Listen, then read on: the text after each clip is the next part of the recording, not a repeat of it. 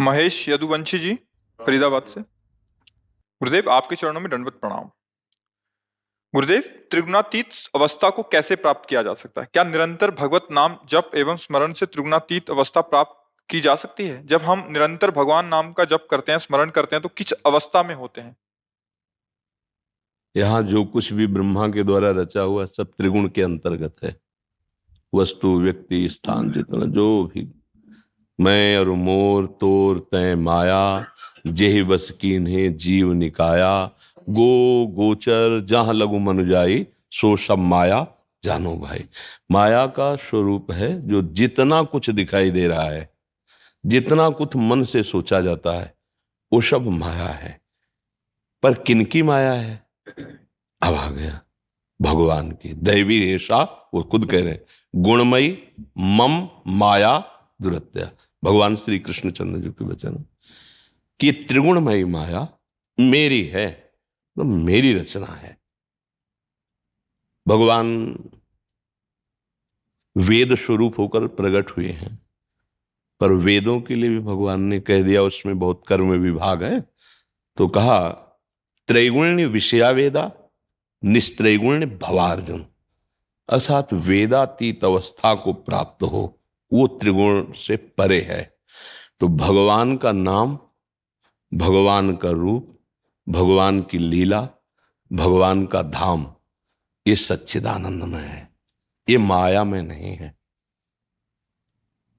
चिदानंद में देह तुम्हारी, विगत विकार जान अधिकारी।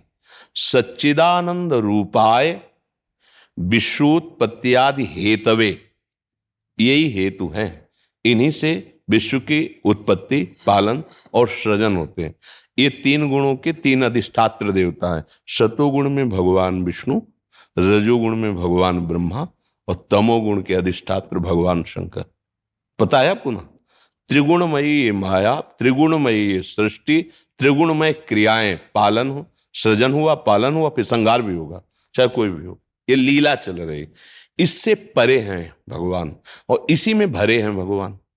जो इससे परे हैं वो सब में भरे हैं, जो सब में भरे हैं वो सबसे परे हैं। वासना वासुदेवस्य वासितम भुवनत्रयम, उन्हीं की इच्छा से तो त्रिभुवन का विस्तार हुआ। जो त्रिभुवन का विस्तार हुआ तो सर्वभूत निवासोस्मि वासुदेव नमोस्तुते। वासुदेव की ही इच्छा से ये त्रिगुणमयी माया प्रकट हुई, उसी में पूरे त्रिभुवन अनंत ब्रह्मांडों का विस्तार हुआ, और जिससे विस्तार हुआ वो वासुदेव हैं, और जो सब में रमा हुआ वो भी वासुदेव ही हैं। ये जानने के लिए पहले त्रिगुणमयी माया के द्वारा रचित जितना भी नानात्व है इसका चिंतन छूटे। अनन्यस चिंतयन्तो माम, भगवान ने कहा ना। अब हमारे पास बचा त्रिगुणातीत है भगवान का नाम, त्रिगुणातीत है भगवान की लीला, त्रिगुणातीत है भगवान का धाम, राम जी का साकेत धाम, श्री लालजू महाराज का ब्रज 84 कोस धाम, वृंदावन धाम, महादेव जी का कैलाश धाम, और भगवान के विविध धाम, ये त्रिगुणातीत हैं। ये माया के द्वारा, ब्रह्मा के द्वारा रचित नहीं है। उनका निज धाम, निज नाम, निज रूप और निज लीला, ये मायातीत है। अब हम नाम का जप कर रहे हैं, निरंतर लीलाओं का गायन श्रवण करते हैं, भगवान की सेवा की भावना से सब में जो बसा हुआ है उसकी आराधना कर रहे हैं, कर्तव्य मान करके। पत्नी, पुत्र, परिवार, जो भी जिसके साथ जैसा व्यवहार, ठीक वैसे व्यवहार, संयम के अनुसार व्यवहार नहीं बिगड़ना चाहिए। जिसके साथ जो संबंध वैसा ही व्यवहार, और अंदर से भाव कि मेरे प्रभु हैं। खत्म। इस त्रिगुण संसार में रहते हुए भी आप त्रिगुण माया के परिणाम का जो दुख है, जन्म मरण नाना प्रकार, ये आपको नहीं प्राप्त होगा। पर नाम त्रिगुणातीत है, भगवान का रूप त्रिगुणातीत है, भगवान की लीला त्रिगुणातीत है।